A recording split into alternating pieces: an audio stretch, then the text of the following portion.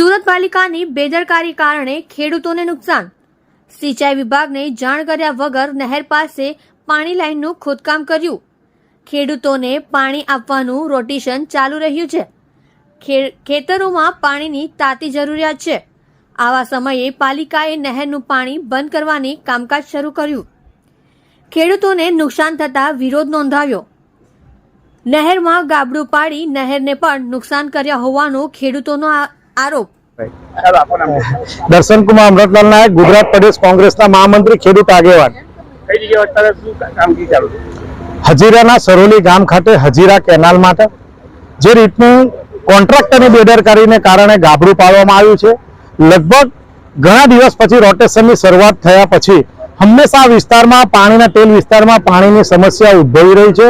ખેડૂતોને હંમેશા ડાંગર, શાકભાજી, શેરડીનો પાક સુકાતો હોય છે અને કોન્ટ્રાક્ટર પોતે રોટેશન ચાલુ હોવાથી સરકારનો પરિપત્ર છે સિંચાઈ વિભાગને કે કોઈ પણ રોટેશન ચાલુ હોય ત્યારે કામગીરી કરવાનો ન હોય, પણ કોન્ટ્રાક્ટરની બેદરકારીને કારણે આજે આ ખેડૂતોના હજારો હેક્ટર શેરડી ડાંગર પકવતા ખેડૂતો એનો ભોગ બન્યા છે।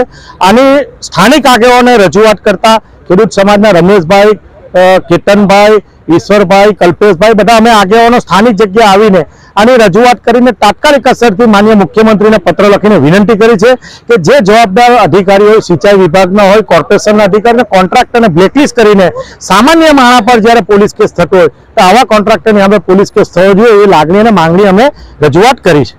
ખેડૂતોની સાથે વારવાર અન્યાય થાય છે, શું કહેશો આ રીતની ઘટનામાં ખરેખર હવે શું પગલાં લેવા?